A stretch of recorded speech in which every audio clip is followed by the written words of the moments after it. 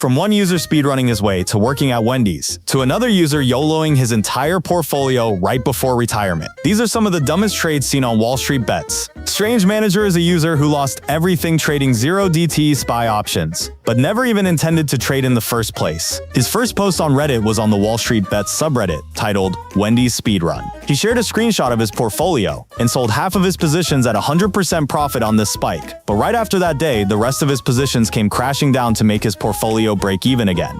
At this point, he still hadn't lost any money, but he had to change that real quick. Soon after, he found himself trading 0DTE SPY options, which tanked his portfolio down by 50K. 96% loss in just under 3 months is brutal, but not as brutal as what's about to come up next. The comments were filled with people trolling him, saying, "Put the fries in the bag, lil bro." These comments felt demeaning to him, and he wasn't gonna let them slide easily. Therefore, around 1 month later, he YOLO'd $12,600 into SPY puts and was already down 4.6K. He said, "Pray for me," because things were seriously not looking good, and he really needed those prayers. Well, it looks like the prayers were accepted, because the next day, he was up $17,000, and his portfolio was now chilling at almost $47,000 because he did buy some more SPY puts. He says, "Fully closed out. Perfect exit too. All you shit talkers, please make my fries extra crispy and double bag. Thank you for your attention to this matter." He was up quite a bit thanks to SPY puts, but things were soon about to take a turn. 16 days later, he updated us on his portfolio,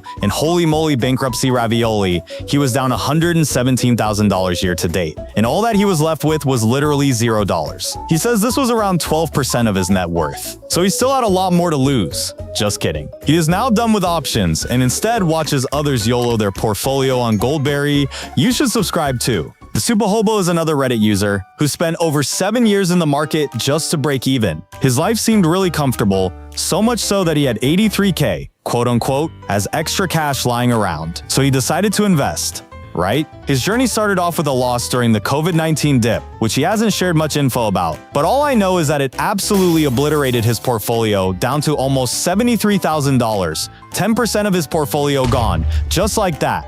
But then the massive tech rally in 2021 bumped his portfolio all the way up to $98,000. He was now up 15K from his initial investment and could have treated himself with a good old Toyota Camry. But instead, he found out about WallStreetBets, meme stocks, and he found options. So now, being a certified degenerate, he sold off all his tech stocks and threw the money into random plays that had no reason to exist in his account.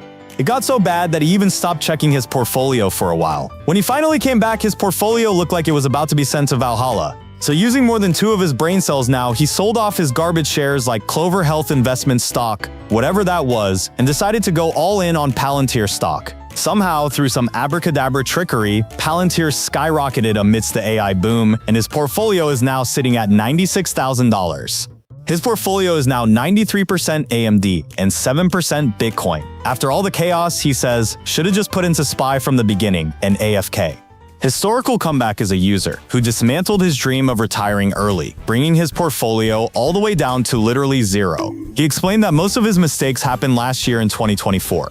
Wrong earnings plays, revenge trades, and poorly timed positions, all of it piled up into a devastating loss. At one point, he was down $85,000, and that alone would be enough to make most people quit.